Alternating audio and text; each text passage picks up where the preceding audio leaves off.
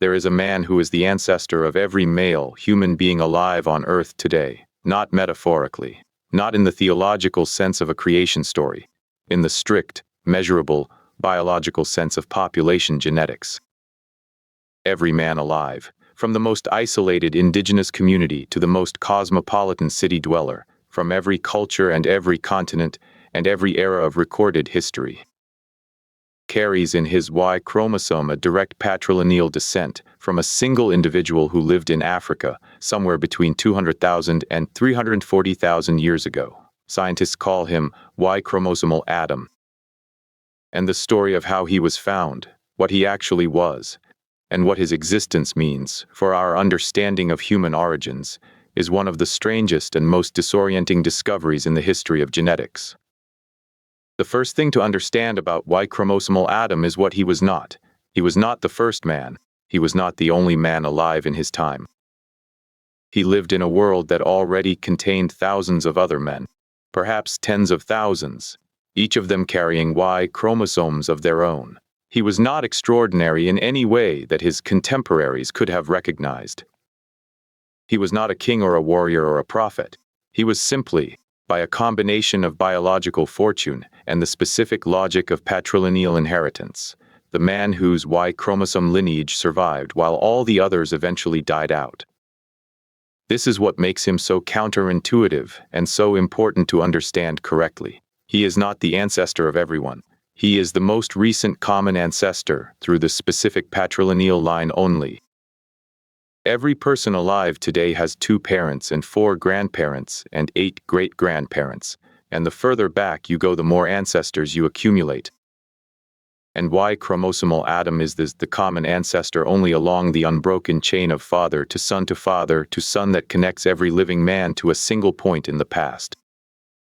All the other chains, the ones that pass through daughters and mothers and grandmothers, lead to other ancestors entirely, including Mitochondrial Eve, the common maternal ancestor of all living humans, who lived at a completely different time. And here is where the story becomes genuinely strange. Y-chromosomal Adam and Mitochondrial Eve did not live at the same time, not even close. Mitochondrial Eve, the common maternal ancestor of all living humans, traced through the unbroken female line, is estimated to have lived approximately 150,000, 200,000 years ago. Y-chromosomal Adam, based on current estimates, lived somewhere between 200,000 and 340,000 years ago. The gap between them is not a few generations or a few centuries. It is somewhere between 50,000 and 200,000 years. The man from whom all living men patrilineally descend, and the woman from whom all living people maternally descend never shared the same world. They could not have met. They were separated by a gulf of time larger than the entire span of modern human civilization multiplied by 100. This temporal gap is not an error in the analysis. It is not a mystery waiting to be solved by better data. It is a feature of how genetics works across deep time and what the Y chromosome actually records. The Y chromosome is passed from father to son essentially unchanged, accumulating small random mutations at a measurable rate that allows researchers to calculate roughly when lineage is diverged. Mitochondrial DNA is passed from mother to child, also accumulating mutations at a measurable rate, and allows the same kind of calculation through the maternal line. When the 2 calculations produce answers that are separated by tens of thousands of years, it is because the 2 lineages have been shaped by entirely different historical processes. The maternal lineage survived through 150,000 years of human history, because the specific line of women from Mitochondrial Eve to every living person happened to produce daughters at every generation, passing the mitochondrial DNA forward without interruption. The paternal lineage had a different and more turbulent history, which is what explains why Y-chromosomal Adam appears to be so much older. There is a concept in population genetics called a population bottleneck, a period when a population is severely reduced in size, which dramatically reduces genetic diversity.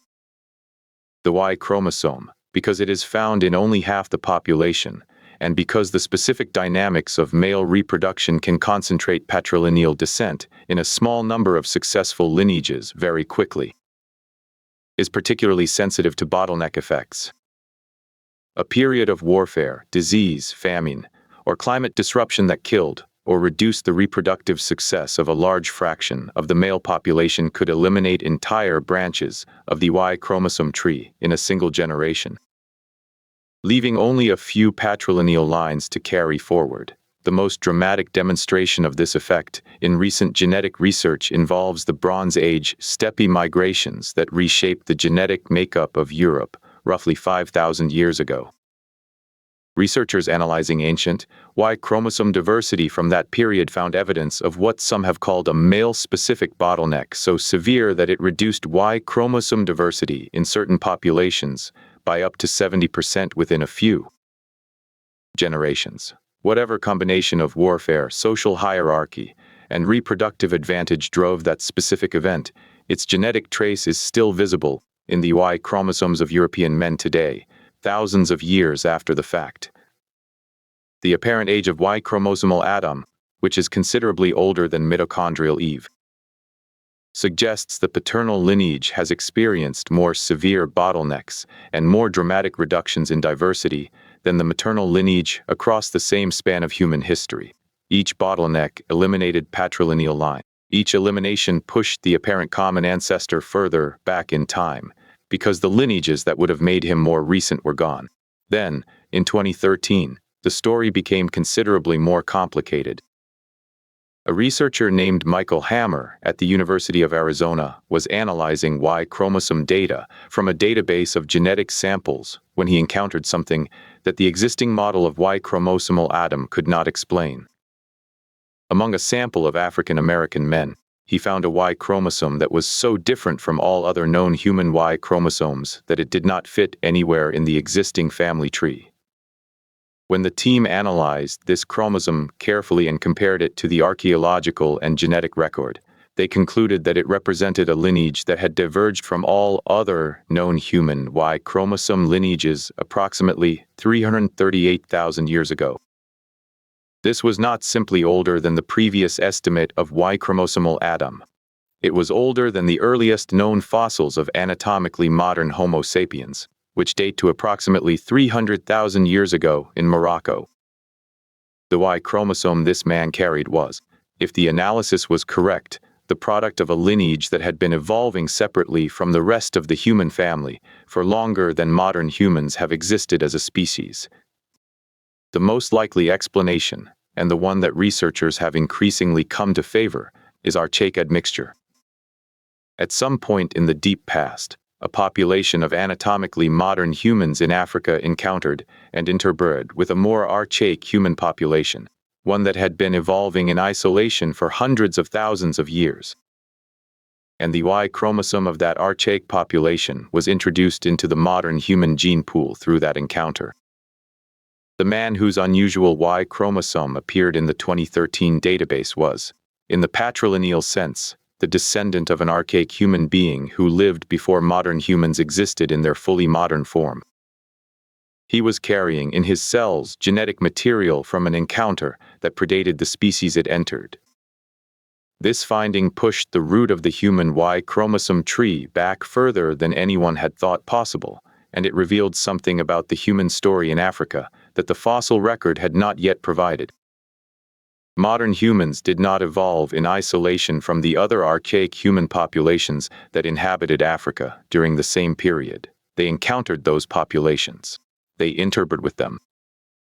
And the genetic traces of those encounters are still present in the DNA of living people today, in the same way that Neanderthal and Denisovan DNA is present in the genomes of people outside Africa. Africa had its own archaic admixture events, its own equivalents of the Neanderthal encounter, that have been harder to identify because the tropical conditions of sub-Saharan Africa are far less hospitable to the preservation of ancient DNA than the cold caves of Europe and Siberia, where Neanderthal and Denisovan remains have been found. The heat and humidity that characterize most of sub-Saharan Africa degrade organic material, including bone and the DNA within it, far more rapidly than the cold, dry conditions of Siberian permafrost or European limestone caves. The bones that would tell this story in the same direct and dramatic way that the Denisova finger bone told its story have not survived long enough for us to find them. The archaic population whose Y chromosome entered the modern human gene pool has left no skeleton in any museum, no jaw fragment in any excavation site, no physical record beyond the genetic signature that survives in the cells of its living descendant. But the DNA of living people is telling the story anyway, in the Y chromosomes of men whose patrilineal ancestry reaches back through a lineage older than our own species into a world we have no other way of seeing. The 2013 discovery was not the end of the search.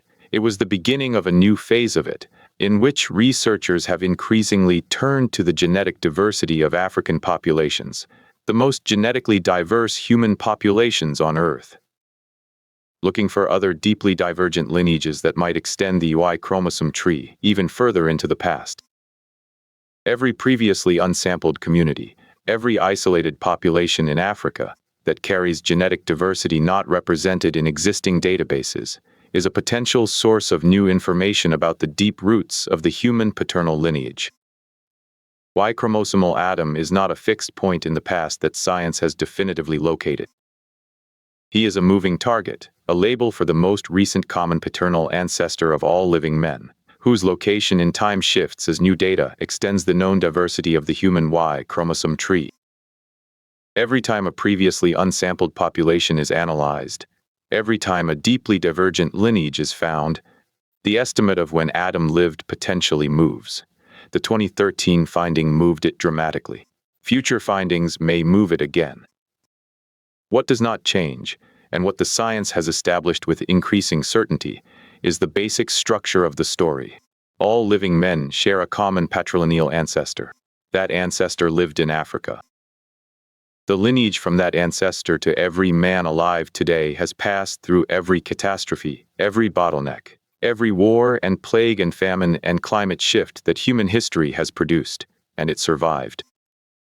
It survived in the cells of men who never knew they were carrying it, who passed it to sons who passed it to sons who passed it to the men alive today, in an unbroken chain of biological inheritance that crosses the entire span of human prehistory. The man at the beginning of that chain had no idea he was at the beginning of anything. He was simply a man, living his life in Africa, in a time before language could have described what he was, and the chain that started with him has never broken.